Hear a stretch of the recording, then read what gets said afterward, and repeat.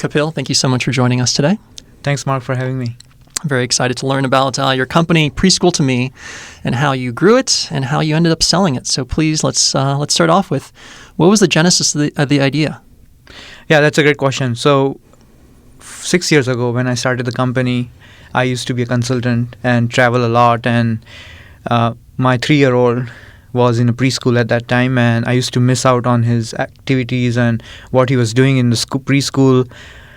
So my wife will stack up these paper reports for me to read over the weekend, and I just couldn't keep up with it. Mm-hmm. So I reached out to the school owner, and they were young owners in Concord, North Carolina, and I pitched the idea of, hey, I'll build something for you to use in the classrooms. And at that time, there were other products available, but they were mainly focusing on pictures and videos, and not so much about the learning aspect of early childhood.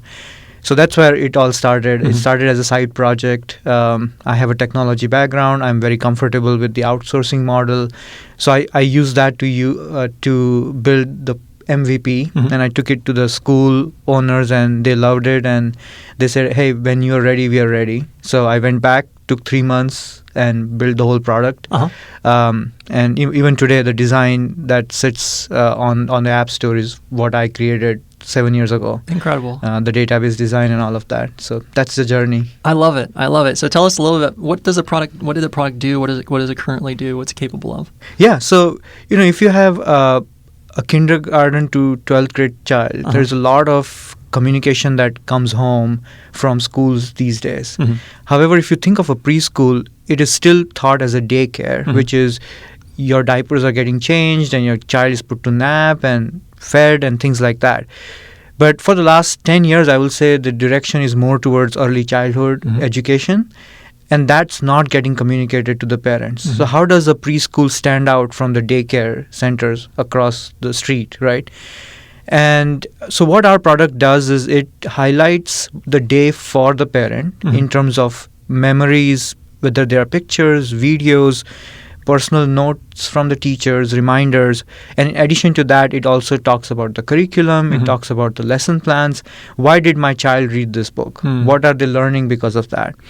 So that's what our product does. It bridges the gap between the teacher and the parent for the early childhood market. And then we also have a lot of compliance and administrative features that help preschools run more efficiently. Got it. Now, you and I met a couple of years back when you were raising a round of angel financing, and we talked about some competitors. So, what is a competitive advantage that you found as you were growing your company that allowed you to stand out from the other players in the market? I think for us, the goal has always been to build a relationship with our customers, much more than just building a Frankenstein of a product. And so if you see our churn rate has been really, really low as compared to our competitors. And I see that as because of us trying to maintain that relationship with our customers all the time. So even when we grew to about 400 preschools, we still kept the company at that level where we were trying to engage with our individual customers, trying to understand what was really affecting them in a day-to-day, and not just about, hey, let's build this feature and release it out for our customers. So while we always had competition and more competitors have entered the market, we have held on to our set of customers and we keep growing at a steady rate. And we build good partnerships here. If there's anyone who says there's no competition in the area that they are in, they are wrong, because there's always competition. If nothing else, we will be competing against paper, right, or what they're doing today. I will say that the competitors have made our product better. We have always looked at it from a positive point of view. Our interactions with customer become that much more immersive because now we are not just saying, hey, take it or leave it. We are now saying, okay, what can we do better compared to a competitor X, a competitor Y? So whenever I have raised money, I have always told this to our investors is that, sure, there is competition, but if there was no competition, we will be very complacent and the product will not be where it is today. And because we have fought the competition and still acquired new customers. Possibly that's why SmartCare acquired us, is because they saw that we were hustling and we were growing at a steady rate, even though the market is pretty competitive. And we were not just playing the pricing game. We were playing the features game. We were playing the customer relationship game. It also made me as a CEO think more about partnerships. And so we built partnerships with someone like Kaplan, which is a national brand in the area of assessments. So things like that only happened because of competition. So I feel that competitors helped us become better. If relationships, partnerships are so crucial to the success of the company, that's not a very scalable way of growing the company. So explain to me how you went from kind of like those early stage days where it's just you with this idea, with this, kind of MVP, to the point where you have, several employees, you're in multiple client sites. Like, walk me through the way that you're able to grow the company. Yeah, and I think if I had to do this all over again, I'll probably play this out a little different. But let me tell you what I did, and then I'll tell you the mistakes probably I made. So very initially, when we were pretty small, I focused and put my head down on acquiring the first customer, the 10th customer, the 100th customer. Not so much about how can I scale this so that I can get 20 customers at a time.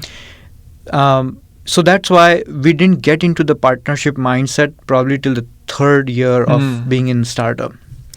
And I look at partnerships not just because it enhances our product, because of integrations and stuff like that, but I started looking at partnerships as a channel to gain more customers.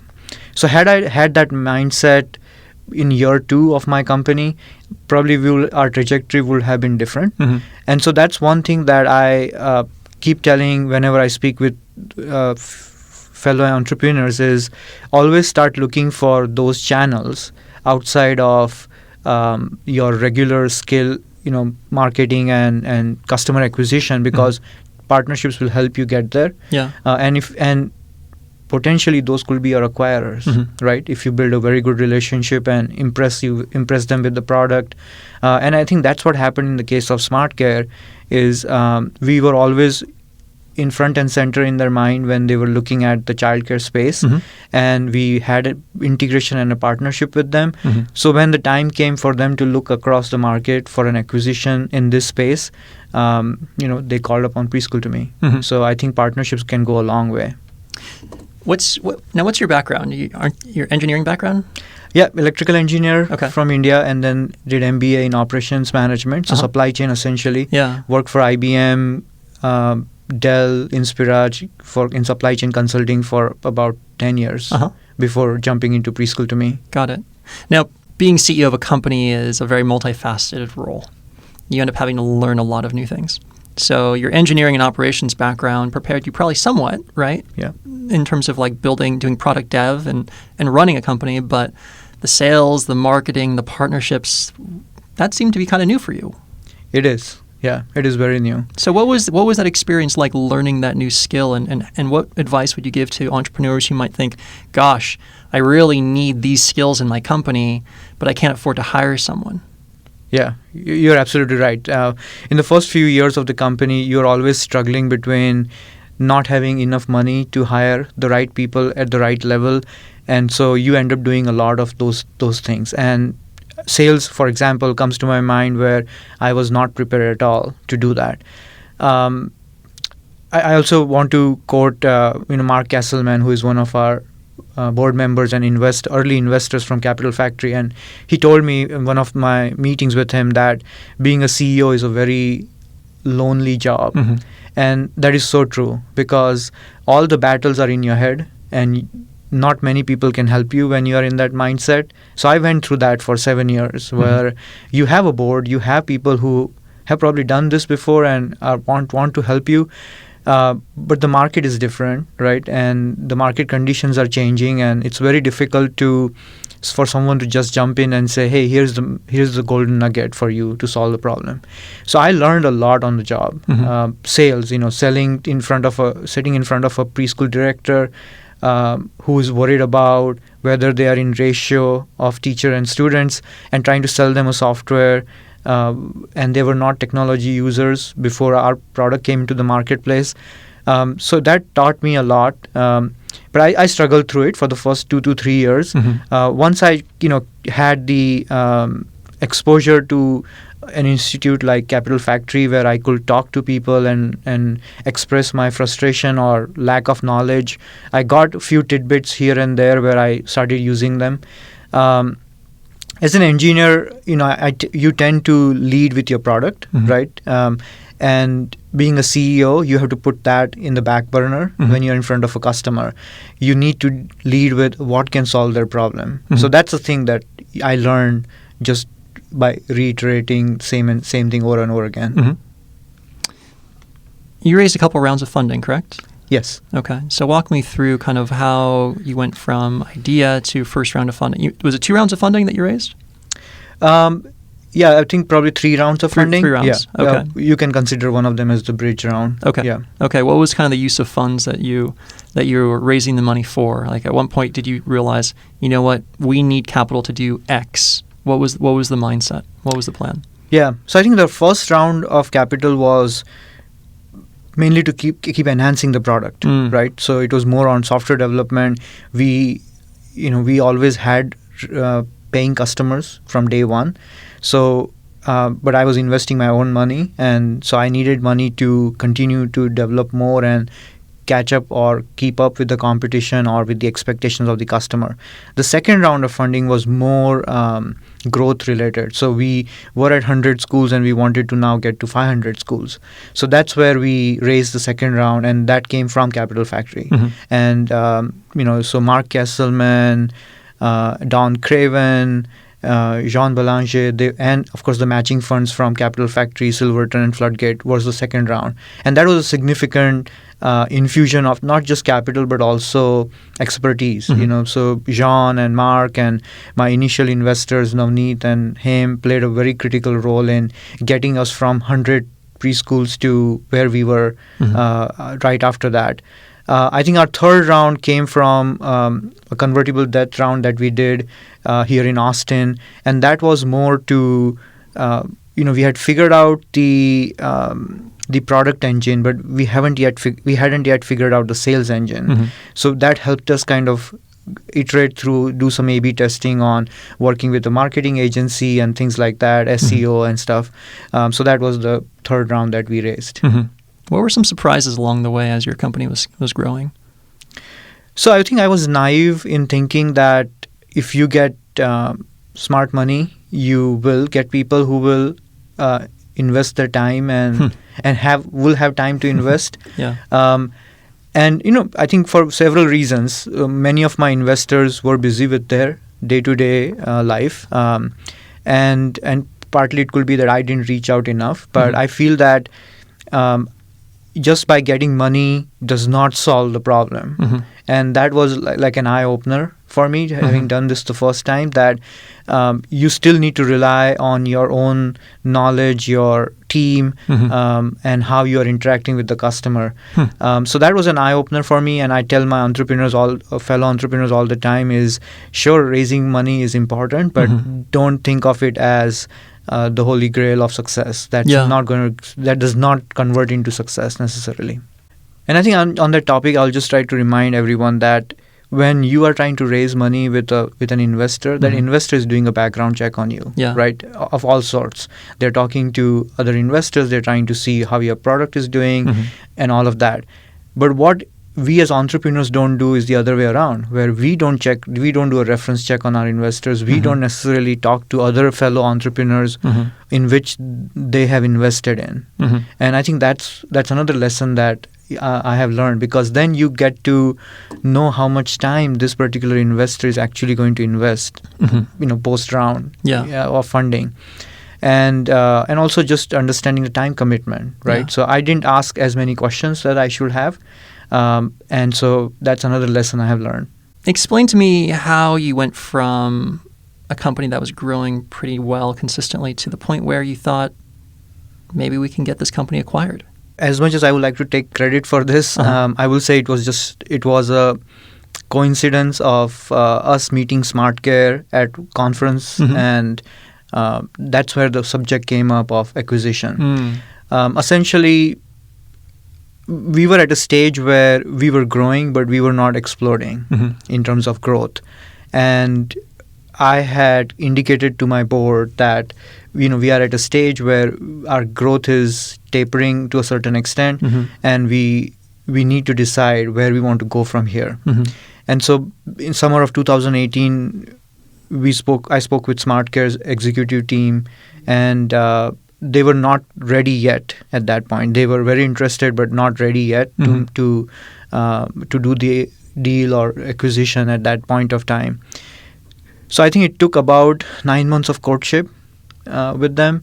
And, on our side, we kept adding more customers. We kept getting in front of SmartCare. We were growing in markets where SmartCare was not able to penetrate. So that caught their attention. And then in March of 2019, they approached us again, and that's when everything started happening. Got it. So walk me through the M&A process. What were some of the surprises that you didn't really expect to see along the way? So internal and external surprises. So I'll start with external surprises, right? So, I remember in my early days here at Capital Factory, I attended a class that Gordon was running talking about M&A.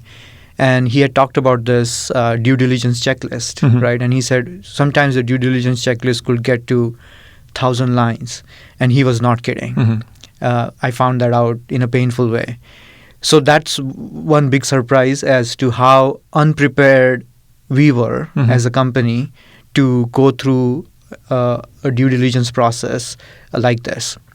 Number two, I also felt that while their CEO and their executive team and I were on the same page, I didn't feel the boards were on the same page.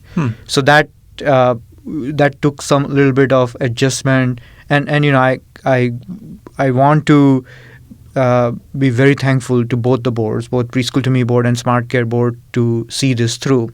But what I found out was that it's just because you have synergies between the two executive teams, because you have synergies between the two products and two companies, does not mean a deal will go through.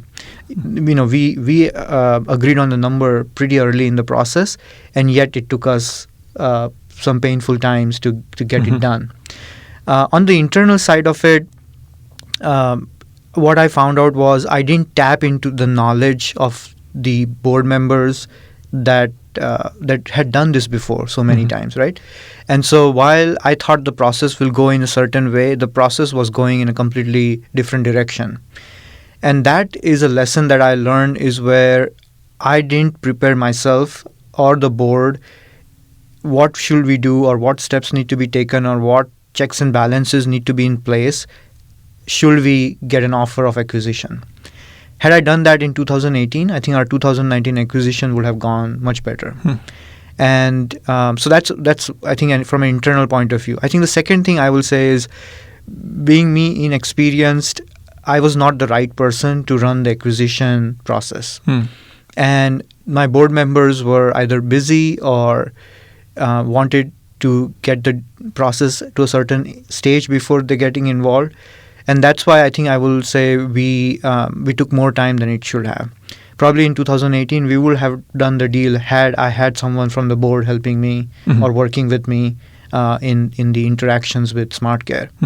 So that's a lesson, another lesson I learned. Again, being an engineer, I have no idea how these deals work. I'll be smarter next time. But this time around, I think I would have appreciated, or I should have asked for help, essentially. So there's a lot of content in there that I'd like to unpack. So you mentioned there's some surprises during the due diligence process. What were some of those surprises? Because I think when people think of due diligence, they think, oh, someone just wants to understand my business. I can do that. Yeah. So what were some of those surprises? Yeah, I think the two biggest surprises are in the areas of customer contracts and financial accounting, right? When, our system was pretty simple. Our CPA will run all the reports and all the financial statements and stuff like that. Now, whether they were GAAP compliant or not, what process we were using, whether it's accrual or cash basis, things like that are things that, one, I didn't have the financial background, and two, that was the last thing on my radar to look at. and I was focused on running the business. So when it came to explaining the market, explaining the partnership, explaining the product, I was very good at that. But when it came to everything else, and relationship with customers, I was able to explain. So one of the things we had to work through real diligently during the due diligence process was around the financial accounting, the due diligence process, or the customer contracts and stuff. So we had to chase that down to get it done. So it was not as simple as I thought. And again, that this is me being naive because it was my first time around, and I wished I had some help. Yeah. Yeah. So did you bring in an accountant? Did you bring in an attorney to help with that process, or was it kind of all on your shoulders? Yes to all three. But I will also call out, Hem Desai, who's one of our investors. He helped me out a lot on the financial accounting side of it. He had the knowledge. He had come from a VC background, so he knew what they were going to look at and stuff like that. And then, of course, Jean and Mark and Navneet also pitched in as needed. We had an attorney. And that attorney made sure we had a checklist to look out for, especially in the purchase agreement, asset purchase agreement, to make sure we are not missing out on anything important, and all the catch-all situations, essentially. So all of that, Got it. It sounds like you were pretty laser focused on this one acquirer. Yeah. Were there other companies that you thought you might want to approach to potentially acquire you? And if so, what was the mindset of going with this one? Yeah, we were approached by another company as well. Okay. But they were a competitor rather than a complementary product. Okay. And so from a personal point of view, if we were to merge with a competitor, we knew our product will be killed. We knew our team will be killed. And my role probably will not be as critical as it is today with SmartCare. So that was one of the reasons. Then there was financial reasons as well, where the numbers was just not where we wanted it to be, and they were not seeing the value because they were only after our customers, not after our technology and our people. With SmartCare, we saw a match on many levels, right? So financials aside, we saw a match in the market strategy they had, what the value we were adding to their product portfolio, my role as the chief product officer now with SmartCare. All of those things were clear indication that this was the partner we wanted to go. We didn't pursue anyone else once we knew that we had reached a deal number and a process with SmartCare, and we just continued down that path. And barring a few hiccups, we went through pretty quickly. You mentioned, if you were to do this over again, you would have brought in some additional help. Is there anything else you would have done differently? Just around the acquisition process? Yeah, I think around the acquisition process, as I said, it takes your focus away from your core company, right? Whether it's the product, whether it's growth, whether it's managing your personnel, the focus goes away.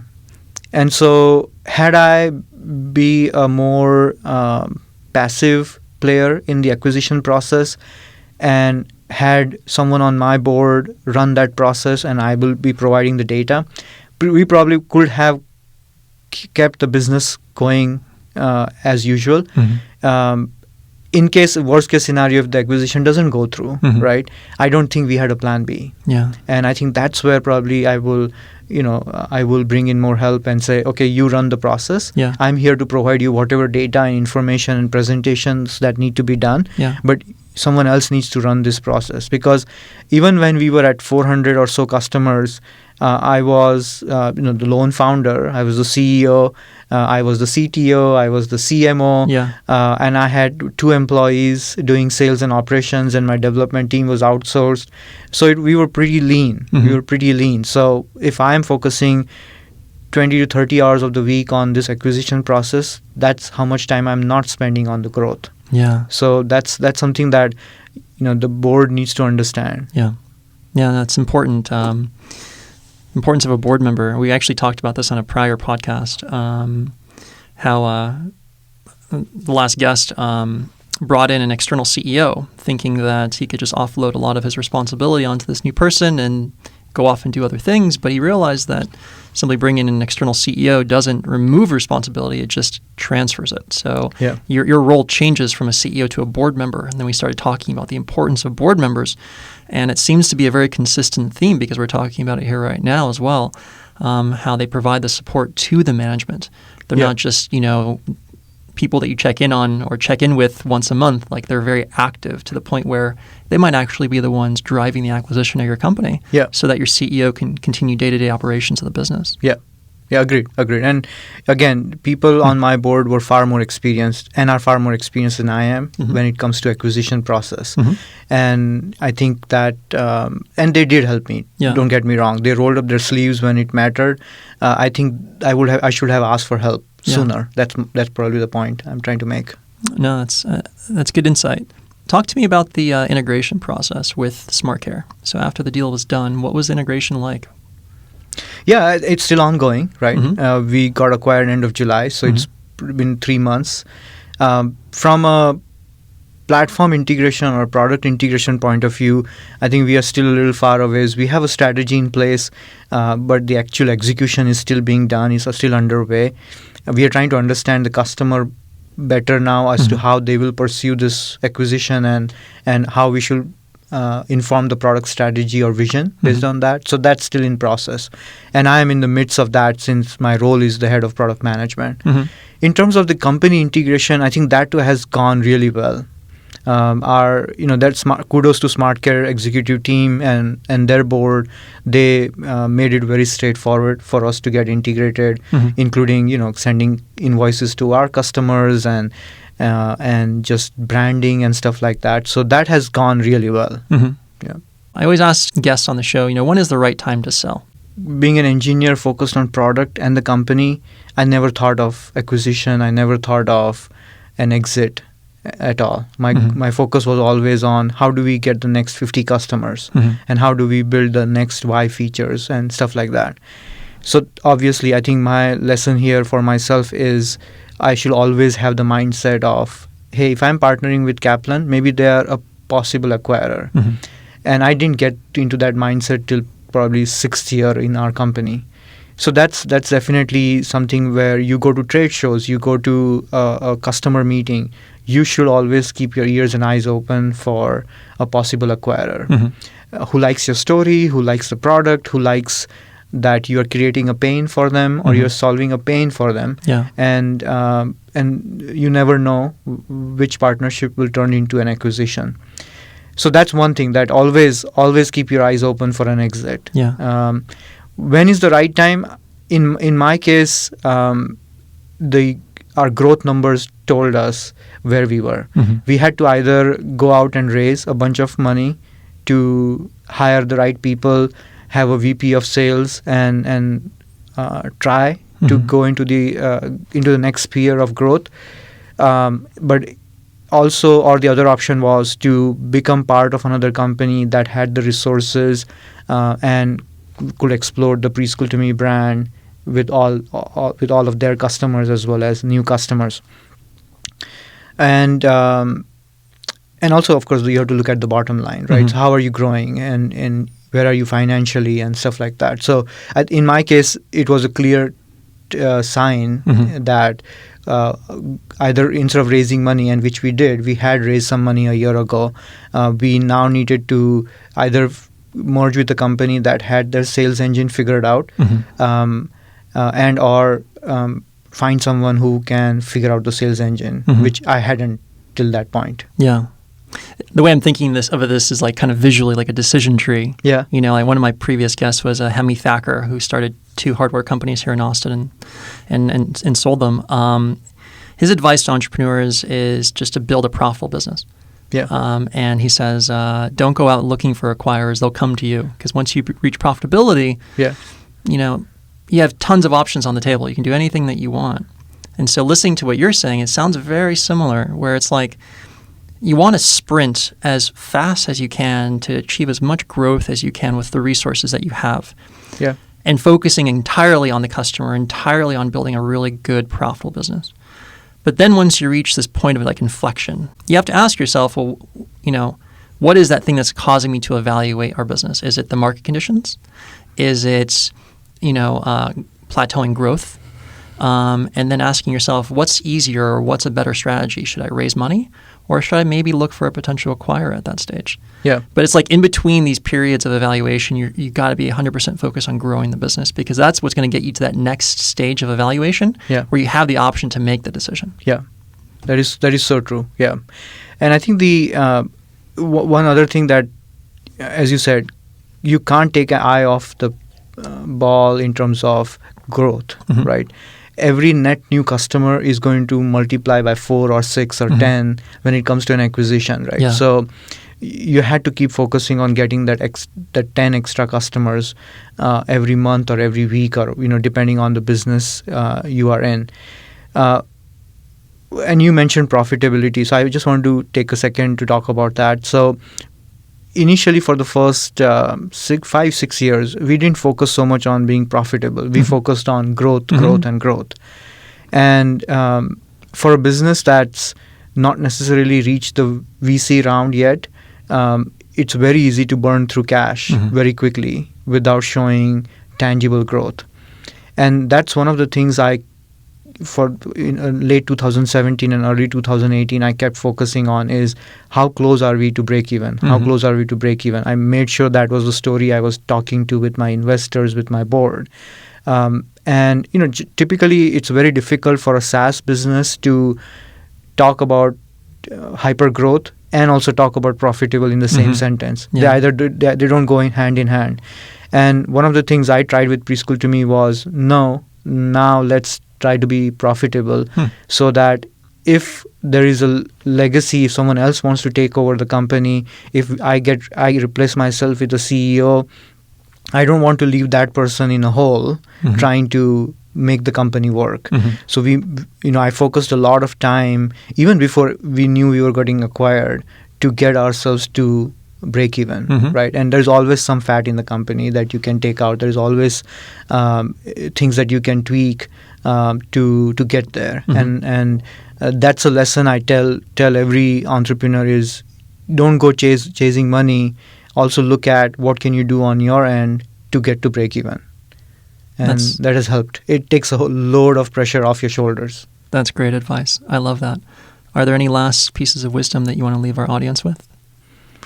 No, I will just say that there will be sleepless nights. You will worry about the next payroll. You will worry about how you're going to get that next 10 customers.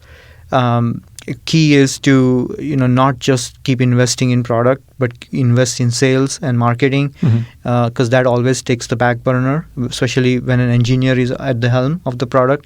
I made that mistake, and I keep telling entrepreneurs is, if you are not spending 30 to 40% of your revenue on marketing and sales, you're doing something wrong.